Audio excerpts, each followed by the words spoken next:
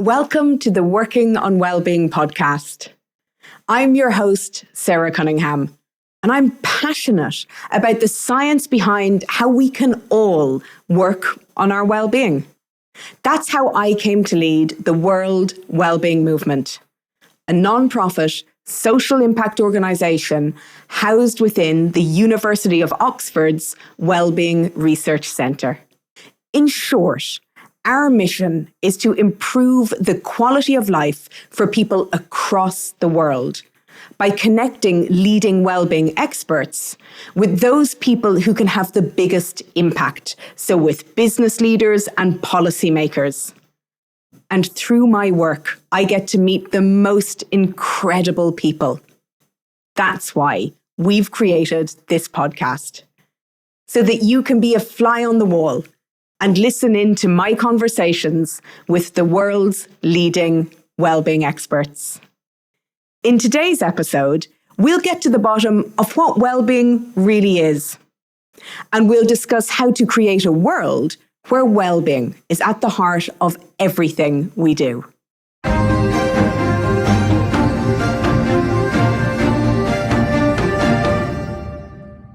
I'm delighted to be joined today by Karen Guggenheim and Professor Jan-Emmanuel De Neve, or Jan as he's known. I believe only your mother calls you Jan-Emmanuel. And only when she's angry at me, so please just Jan will do. I'll try not to get angry at you today.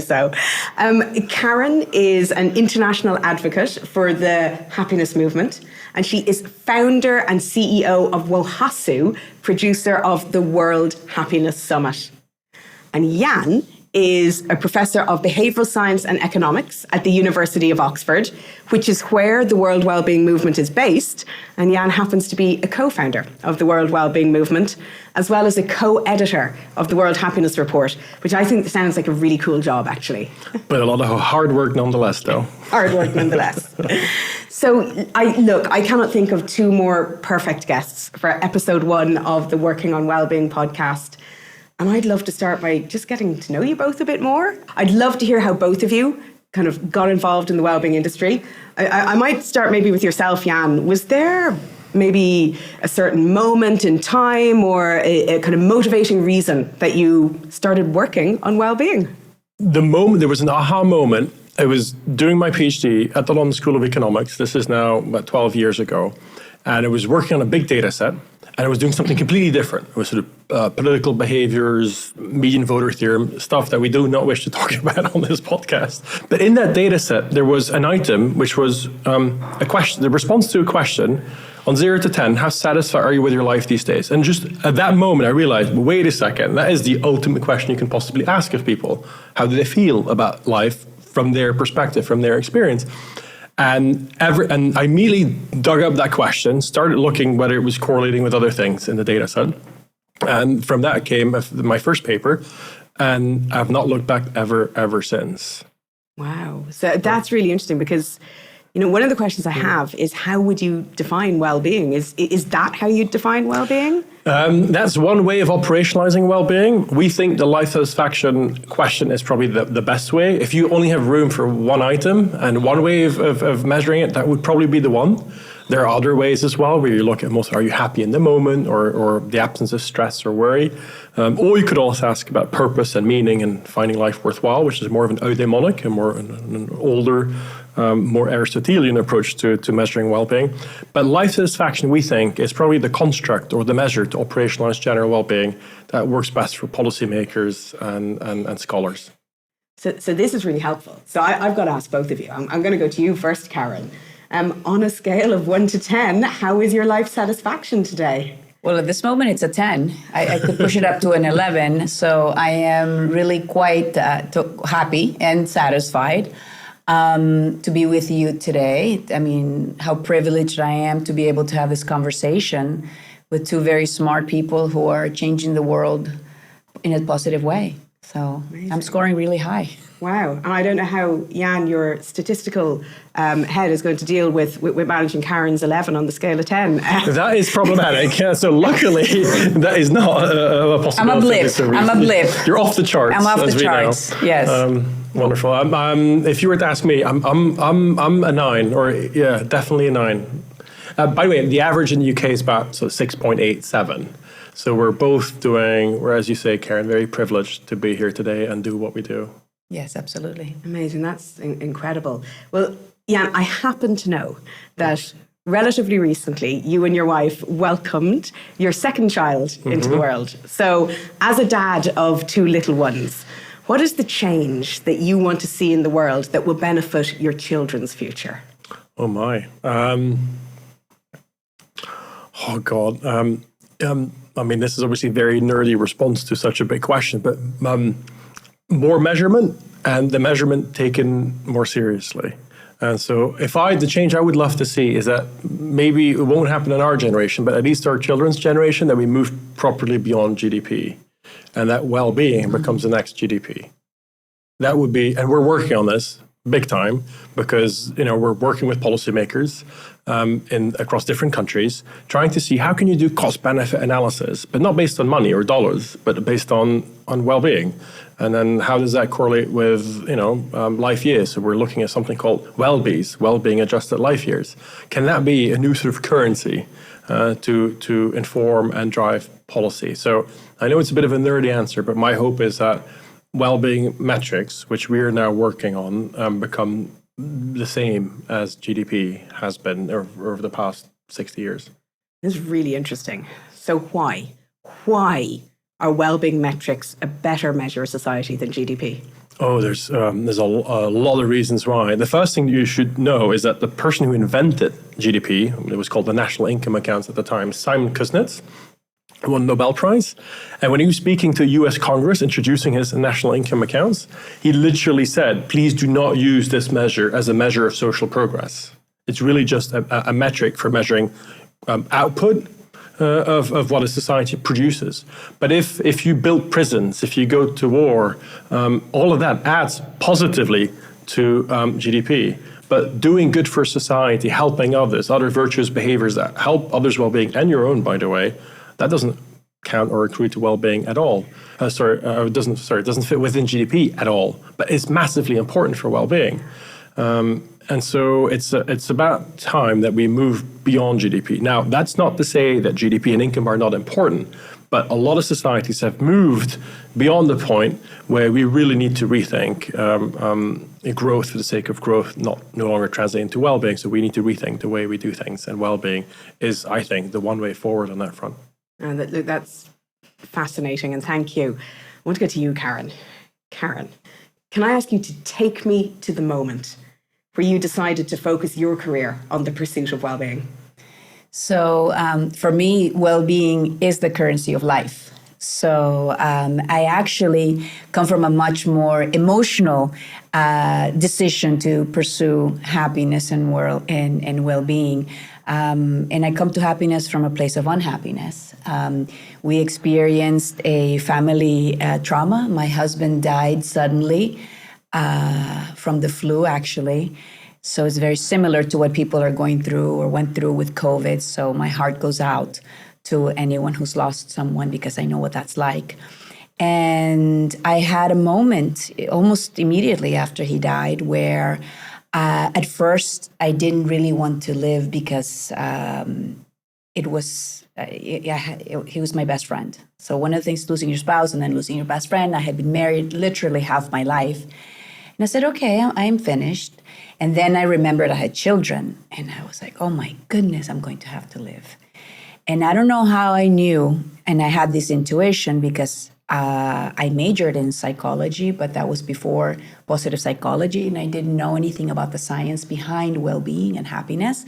And intuitively, I knew that for me to make it, I had to be happy. And so I chose happiness before being happy. And 4 months later, I was doing an MBA at Georgetown, and I was moving forward. And the bridge for me to well-being was through purpose and meaning. I couldn't do anything about what happened, but I could do something about how I perceived what happened. And so a couple of years later, I decided to dedicate my life to creating a platform where we promote the practical implementations of the science behind well-being and unite the world's leading experts in the World Happiness Summit and connect a global audience and talk about purpose, meaning, forgiveness, GDP, well-being at work, chief happiness officers, et cetera, et cetera. And it's been quite amazing. We went from an event that started in 2017, and it became a movement all by itself. And so we're very, very excited. I feel personally honored to be leading this organization. And it really is a fulfillment of my personal mission, which has become my business's mission. And so I encourage other perhaps entrepreneurs and business leaders to know that you can create and run a business that does well in the traditional sense of business, but also is mindful of the environment and of employees and of people. I mean, Karen, thank you for sharing a really incredible story. Early on in the story, you said you chose happiness. How do you choose happiness when times are so tough? Well, the first step is to accept all human emotion. And that includes pain and disappointment and heartbreak. And so that's the first step, is that you have to be able to honor your feelings, right? And for me, my choice was I had no other choice. You know, if I didn't choose happiness, I could have chosen survival or death. Or, you know, you can be alive and be empty and feel depressed and all those things. And that's not to say that there's not depression and sadness for a while, especially when you lose a loved one. But after some time, you have to make a decision whether you are going to live and what you want that to look like. And when I say live, I mean thrive, flourish. And for me, it was very important to be able to do that so that my children could also thrive. And I took on my husband's legacy. He was a physician, so science is very important. He was brilliant and he was kind. And so through my work, I am able to promote a legacy of kindness around the world. And so in doing that, he is very much alive, and that makes me happy. It's amazing, Karen. And I was going to ask you the question, but you may already have answered it. But you're also a mother of two, is that right? Yes. So what is the change you want to see in the world for your children's future? Well, you know, I will have to agree with what Jan said. I think it's really important to start measuring life in a different way and success in a different way, and to really have a paradigm shift. And I think something that also Richard Lyer talks about is creating win-win scenarios. I think we need to move away from zero-sum games and understand that we can all win, you know, and sometimes perhaps some of us win a little bit more than other times, but at the end it evens out. And so it's this understanding that we are united and we impact, especially as a global community. What happens in one part of the world has a direct impact, almost immediate impact in the rest. So that's reality. And so we can do something about that impact. And my hope is that we can have more people like you and the World Wellbeing Movement, in WOHASU, World Happiness Summit, et cetera, that we can come together and have a watershed moment so that we can positively transform the world. We know enough now. We know what to do. We have data, and we can act on it. I so agree with Karen. The time is now, and I see movements that are top-down, bottom-up. There's WOHASU, there's Action for Happiness, there's the World Wellbeing Movement. But all of it comes together. That's sort of the demand side for this. But then on the supply side of the science, we've now matured. This is it. I mean, positive psychology in the 90s, the economists getting into the game, data sets and so much science on all of it. We now have a really good sense of what drives people's well-being. and also what the impact is of it. So even if you're not looking for well-being as the outcome, it drives other outcomes as well that people might be interested in if they're still somewhat skeptical about well-being as the ultimate outcome. So the science is ready for both within the workplace, but also within policy. So I think this watershed moment that you, Karen, are talking about is coming very, very near. And I think COVID has helped also accelerate the recognition of it, not just in the workplace, but more generally. Yes, I agree. I think it's really interesting you mentioned COVID. It's hard to find any good in a period of such global tragedy. But one thing I noticed was people talked about the importance of mental health and well-being a lot more during COVID. And I felt that was a really important change that was needed in the world. And I would ask both of you, do you think that's going to continue? My fear is that as memories fade, we revert back to a 2019 way of living. There's going to be a few things that will hopefully stick and improve well-being across the board and work-life balance in particular if we think of hybrid working. But there's something else that happened during COVID, and I urge everybody to have a look at the latest World Happiness Report, Chapter 2 by John Halliwell. It's not just a ranking. Read behind and what follows the ranking of countries. We found during COVID, yes, of course, well-being took a hit, but we saw it was somewhat mitigated by a lot more pro-social behavior. People volunteering their time, donating, connecting, whether it was in person or over these new platforms. So there was, in our language, social capital rose during that time. So my hope is that just like the new techniques to do remote work, I'm hoping that some of the gains in social capital, that pro-social behavior, that we retain some of that people have experienced other people in ways that stick. So you're talking about pro-social behavior.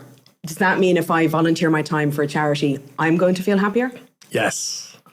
Sarah, thank you for asking this, because our colleague at the London School of Economics, Christian Krekel, and Paul Dolan, and a few other scholars have just come out with an extraordinary paper where they looked at the NHS, the National Health Service volunteer scheme. So at the start of COVID here in the UK, there was the opportunity to volunteer your time through a coordinated platform that the National Health Service had put up.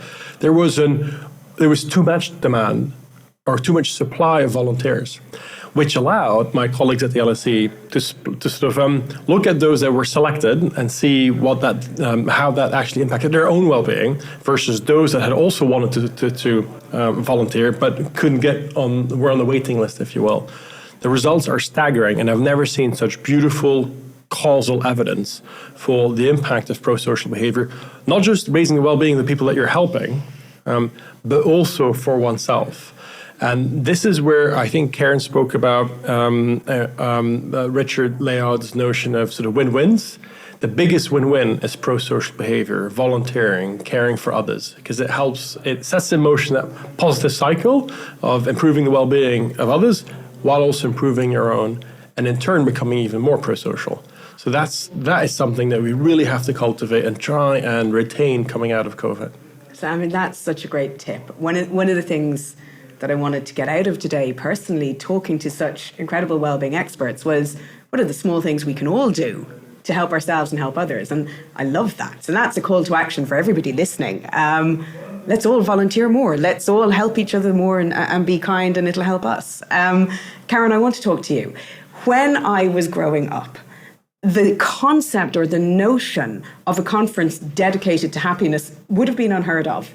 But now, I mean, I think you founded the World Happiness Summit in 2016, is that right? Mm-hmm. And you are attracting, I mean, you're making world leaders sit up and listen. It's an incredible success.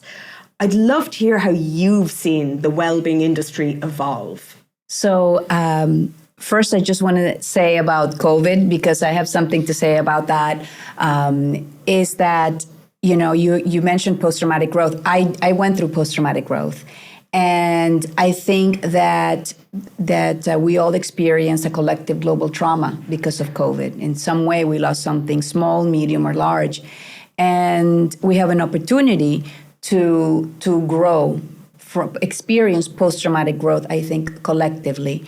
And one of the things, for example, that I experience is in helping others, I became happier and improved my well-being. And so if you see this impact in the World Happiness Report, there you can see some of the evidence of post-traumatic growth that is possible.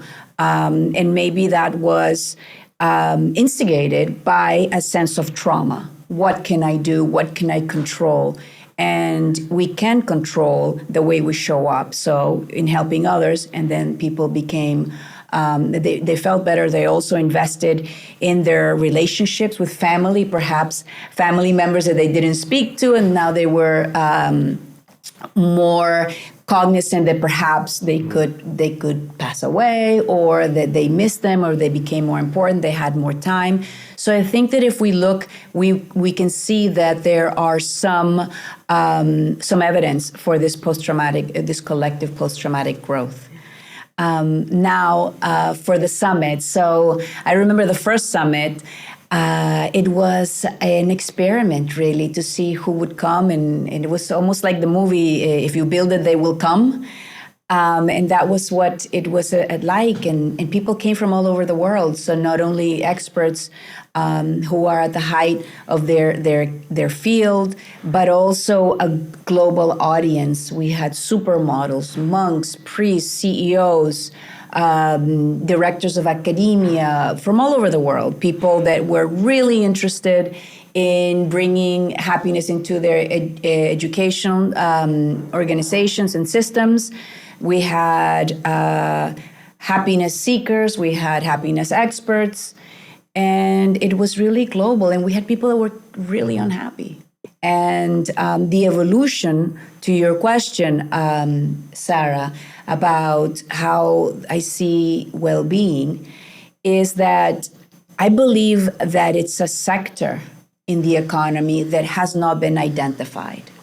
For example, I have been to several well-being conferences, and I'm filling out my name for the registration, and it has, I'm telling you right now, it must have 20 different descriptions of who you are as a company, and none of them say well-being. And by the way, well-being is not wellness. Wellness is wonderful, but it's not well-being. It's a completely different thing. Exactly. And even on LinkedIn, when we're filling out our company profile, there's no well-being. We need to have well-being, and we need to identify it, quantify it, and that's, I believe, also a way that we can get companies and also policymakers to pay attention, because it's there. Can I ask, because I think the point you make about well-being needing to be a sector of the global economy, I have a couple of questions on this. I suppose my first one is, how do you see that working, Karen? What's your vision in terms of well-being being a sector of the global economy? So, two things here. One is, I would defer to academia to properly define the parameters. But the second thing that I'd like to say is that we need to raise awareness.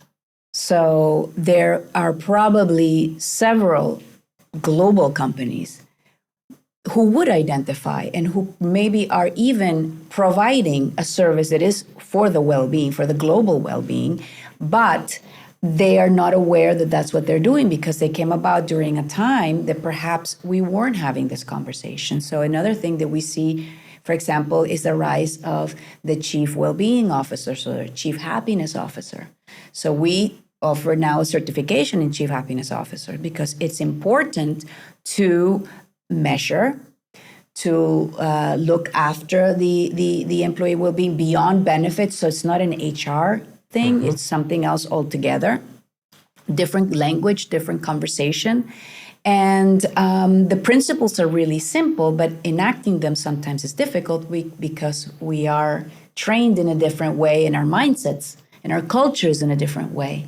So I think awareness is very, very important. I think that's why, listening to this podcast, looking at your research, Jan, looking at what the World Wellbeing Movement is doing. Showing up at WOHASU, you begin to raise an awareness. And then we will provide measurement through your work, Jan. And many others. And many others. You mentioned the role of the Chief Happiness Officer. I believe WOHASU has now got the world's first training program for Chief Happiness Officers. It's not the world's first, but it's the only one that is co-certified with a university. Okay, amazing. And Jan, I'm going to go to you with this one, because I can't help think that every company should have a Chief Happiness Officer, but I wonder, might the challenge be that some people, maybe some business leaders, see an investment in employee well-being as maybe a luxury or an add-on, particularly when budgets are tight, rather than a necessity? And I'd love to know what the research says on this front. I mean, is having a Chief Happiness Officer, is investing in employee well-being, is that a luxury, or actually should that be a foundational part of business strategy? Oh, absolutely foundational. I mean, the business case for well-being is by now so strong, and we've contributed a little bit on that front as well through our research. There's no question that having a Chief Happiness or Wellbeing Officer, or at least having that within the minds of very senior executives and having them make them aware of how to measure it, what the impact is on the bottom line, and also how to improve it, is really critical. I mean, the most obvious reasons why, or the pathways for why well-being impacts your organization's performance are essentially threefold. One is a happier worker is a more productive worker. That was always sort of very intuitive to people, but they didn't necessarily act upon it, senior managers. But we now have the first causal field evidence showing just how effective this pathway is. So we studied this for years on end with our partner British Telecom, where we looked into the well-being every week of all the call center employees. We're able to map that against their performance each week.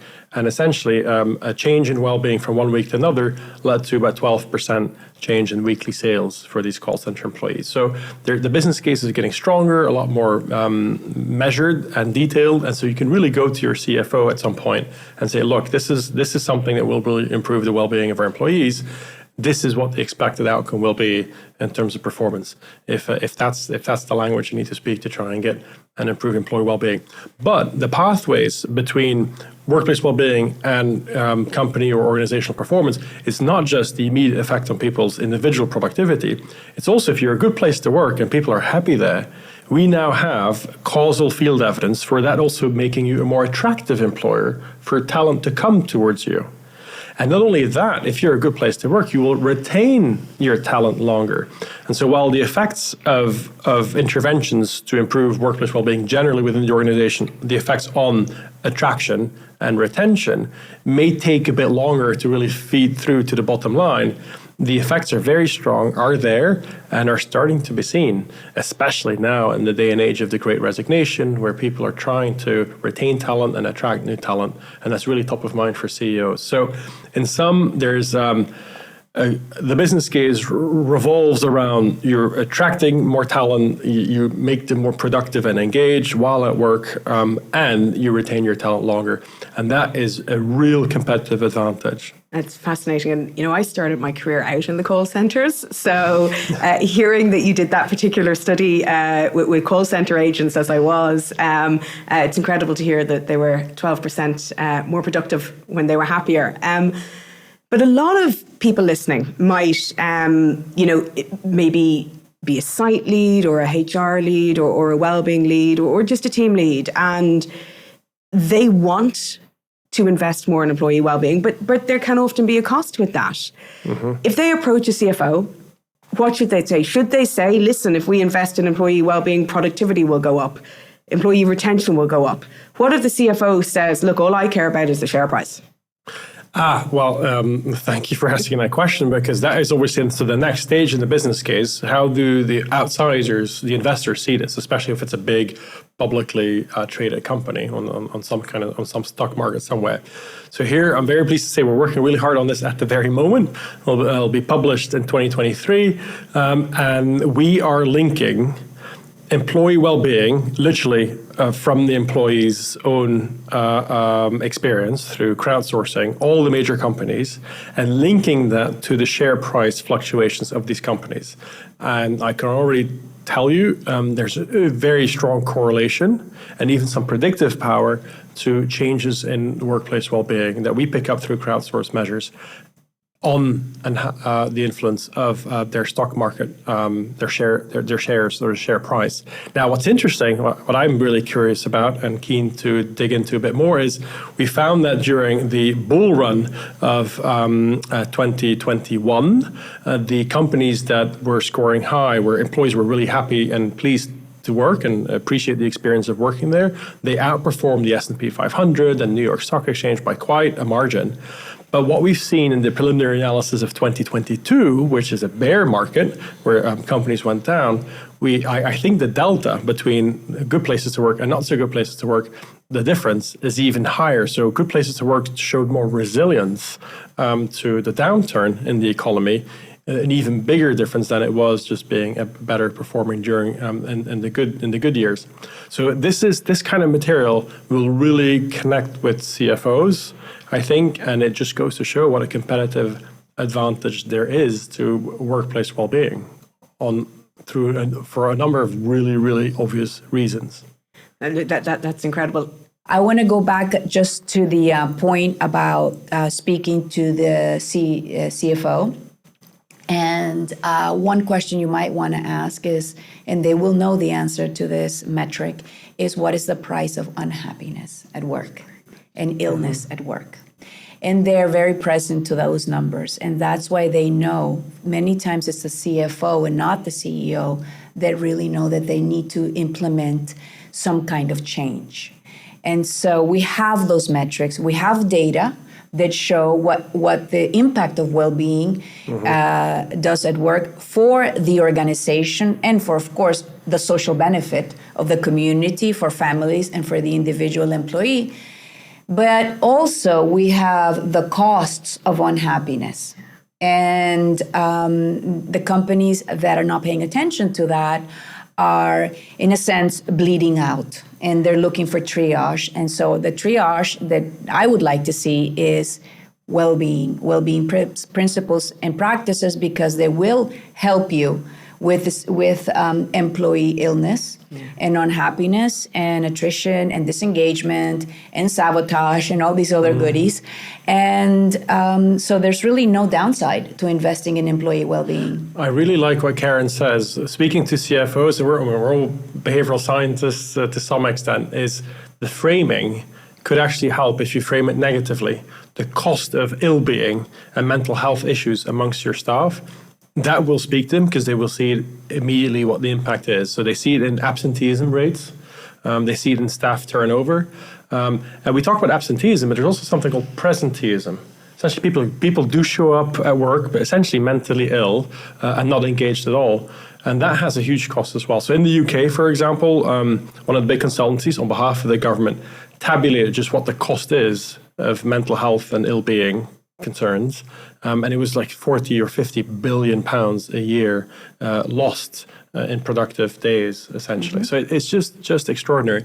Something else building on this business case that we can really push, I think, with CEOs and CFOs is what we found in the BT study is that the types of tasks that these call center employees were doing, some were more related or some were more influenced by how they felt than others. So if it was just order taking, where you didn't have to apply social or emotional intelligence, that's where, well, whether you were feeling good or not so good, didn't have all that much impact. But as soon as you went to the more common tasks, where you do need to actually engage with other human beings, show social and emotional intelligence, retain disgruntled customers, or sell complexer packages that combine, broadband with telephone, etc., then the impact of well-being, how you felt that week and at that moment, was a lot stronger than the 12%. That's just the average effect. But as soon as you move to more creative tasks, social tasks, dealing with other human beings, requiring social and emotional intelligence, that's where well-being really kicks in. So one thing I would point out to CEOs and CFOs is most of the workers in your company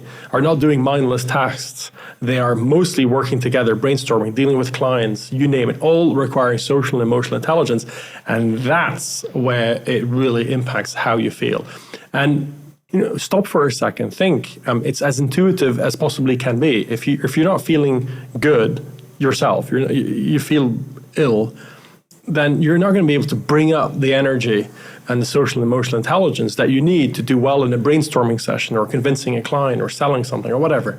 And so that really resonates. So, but back to Karen's point, I mean, if you frame it from the negative end, sadly, that might actually resonate more, especially with CFOs. So that is a good point to make. So loss aversion. So Yeah. if you're a business leader trying to convince your CFO for budget, there's lots of reasons here in the business case. There's the talent attraction, talent retention, increased productivity, but loss aversion tells us that it hurts more to lose $5 than it does to gain $5, and there is a huge loss here for companies if they're not investing in well-being. Now, I have to say, from my own experience, and I've spent many years in the corporate world, I truly believe that most business leaders really do care. Absolutely. And they really do want to help their employees. But actually, they might not know how, because they haven't spent years studying the science of well-being. And I guess my question to both of you is, what's your advice to business leaders who are saying, I want to help my employees. What do I do? Do I roll out yoga classes? Do I roll out mindfulness classes? What's the answer here? I might start with you, Karen, and then go to you, Jan.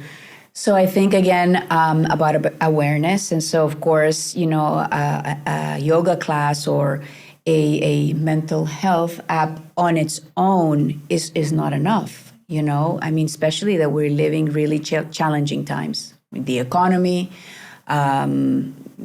global strife, unfairness, inequality, political problems, to say the least, and so the pandemic, etc. So we need leaders who will take time, to first educate themselves a bit, and to know that something needs to change in the organization. And the first thing I think is important is to budget it, to say, okay, I may not be an expert, but I am either going to get a group here and teach us how to do this, so kind of train the trainer, or I'm going to hire for this position, or I'm going to start to do monthly classes for our employees. I'm going to also behave in a way that shows that I care about this. I think that's really important, because we can communicate in many ways, and our behavior is a big one. So not only what we say, but that we actually do it, and we show respect and mattering at work. We help people feel valued and add value and give them those opportunities and create a safe space. Psychological safety is very important.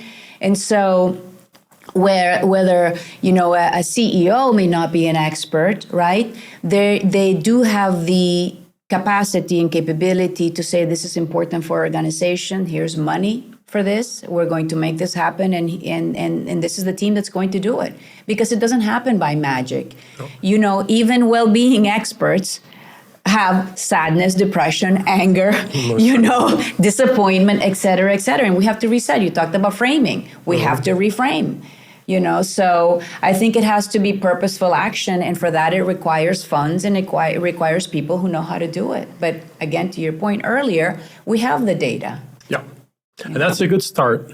But so managers who care, who make funds available, who measure, and once you start measuring, you tend to then also care and manage it.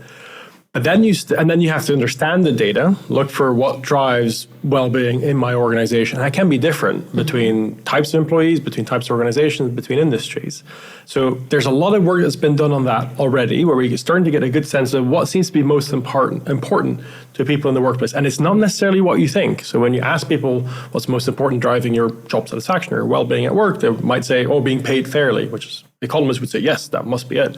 But the reality is, when you actually run the analysis of what correlates most strongly to how they actually feel at work, turns out that pay falls to the middle of the pack, and it's a sense of belonging, for example, having friends at work, connecting humanly with other people and on the job turns out to be a lot more important than people think. But then we get to this question, well, what do you actually do with it? So you care, you have resources in place, you've measured it, you've understood the data, but that is not actually moving the needle on this. What do people actually do? And so we're now essentially talking about interventions. And that's where there's a lot more work needed. A lot of companies trial little pilots and they do this or invest in some kind of app or this or that. I think one thing that we really have established by now is that, and I'm borrowing the phrase from somewhere else, you can't yoga your way out of this. Or a mindfulness-based app is not going to be sufficient to do this. You will have to dig deeper. Despite yoga and mindfulness being fantastic, it will not do the trick. There's more structural issues at play, toxic workplaces, not allowing psychological safety, generating a sense of belonging, flexibility, autonomy, you name it. Now, academics have, over the past decades, tried to do proper interventions and evaluate the impact on them on the driver at hand, say psychological safety or belonging or flexibility, and the impact that then in turn has on one's well-being and potentially even productivity in some cases. So we're now in the process of surveying all this literature, and we're hoping with the World Wellbeing Movement in the next few months to really make that available, properly categorized, and links to all of the evidence that shows which interventions have worked in the past, really driving the drivers of well-being, and the quality of the evidence behind it.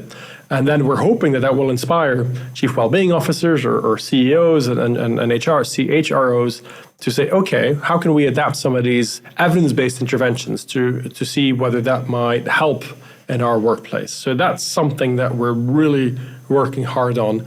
And this is also a bit of a call to all people listening or viewing this, is if you're an inspired leader in an organization and you're thinking of trying something, call in your local academics. They might be really keen to help you out and run a small survey before you launch the intervention and then pass that to see, or even better, an A/B test or a randomized control trial to see, is this actually moving the needle, this intervention? Because then you're adding to the evidence base, and then it's these menu of interventions that we're hoping to build out with the World Wellbeing Movement that can make that a public good for everyone.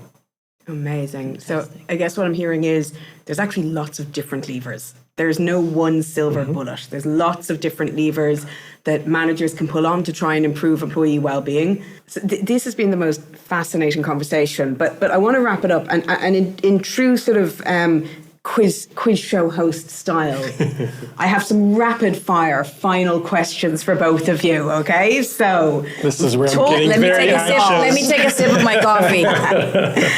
So we've talked a lot about workplace well-being. I would like to know for both of you, what's the best job you've ever been in from a workplace well-being perspective? Oh, my current job, for sure. Absolutely. Running the World Happiness Summit? No, I can't imagine something better than that. And that's because of your sense of purpose? My sense of purpose, my sense of fun, my sense of creativity. I get social. I get to hang out with people like you. It's and it's fantastic. Amazing. Can't say more than that. Similar. In particular, my role as directing the Wellbeing Research Centre, a group of about 15 super smart, talented, like-minded people who care about each other. So that's been the most satisfying, rewarding, purposeful endeavor, and we're in the midst of it. Can I give a tip here? So try to have more fun at work. Try to have more fun at work and laugh, because we have lost the sense of play. And that really can improve well-being as well, and belonging. But it requires a workplace that is open, Absolutely. where people feel a sense of belonging, where they have friends, because there's no fun. Absolutely. No, not forced, no. My final question for both of you is what do you do on a daily basis, on a weekly basis for your own well-being? Can I start with you? I start every day before I don't check. Well, I don't sleep with my phone, so I don't check it in the morning, and I don't check it after 9 p.m. And so I wake up, have a cup of coffee, and then I read. I read and journal every day, every single day, and that helps me reset, reframe. How do I want to be today? Not what do I need to do today, but how do I want to be today? Because I can control how I want to be and how I want to show up. And so I do that. And and I do yoga every day. Yoga in context, though. Yes. Absolutely. Work on my breathing and the powerful impact of the breath, and also the powerful poses and mind-body connection. And so you can actually change your mood by your stance. So there's a lot of things that go well with that. But I like what you just said. It's yoga in your own context, not sort of force-fed, hoping to be a magic bullet for employees doing it in the workspace, Absolutely. very uncomfortable places, probably within or beyond the working hours, trying to keep you in the office. Well-being is subjective. You have to do what feels right to you. Exactly. So Jan, final words. What do you do for your well-being, either on a daily or a weekly basis? What really resets me is if I can go for a jog in the woods. It reconnects me with nature, the real world, fresh air, and I come back inspired and energized to help at home and get work done. So that's I try to find, at least if I don't, every other day at least, will try and get a moment, half an hour, something where I can run outside in the woods. And I'm lucky to be in a place where we've got lots of woods around us. Amazing. So for you, it's being out in nature, it's jogging. For you, it's yoga. It's having that time for yourself to read those daily journal articles. And this has been fascinating. What is it for you, Sarah? Yeah, That's a great question. For me, it's nature as well. I love hiking. I'm so lucky that my husband is my best friend, and we both love hiking together. So getting out in nature. And there is a funny story, actually. There is a sheep on that shelf. And the reason there is a sheep on that shelf, and I will tell you the story very quickly because this links to my well-being. During lockdown, we in Ireland, there was a 2-kilometre radius as to where you could go. That increased to a 5-kilometre radius, which meant I could not get out to the countryside. When they lifted that, my husband and I went hiking one weekend, and I saw a sheep and I burst out crying. My husband went, "Why are you crying?" And I went, it's just I haven't seen a sheep in months. So that became the running joke, and we found that sheep and we purchased that sheep, and now I will never be sheepless.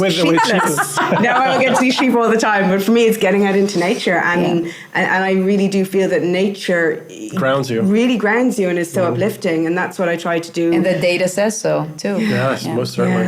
Yeah. Well, listen, I've learned so much from both of you. It's been an absolute honour and a privilege sitting here and chatting to you. I could keep chatting to you for another 3 hours, but I'm not sure people are going to listen for another 3 hours. So thank you so much. And I hope maybe we can welcome both of you back to a future podcast down the line.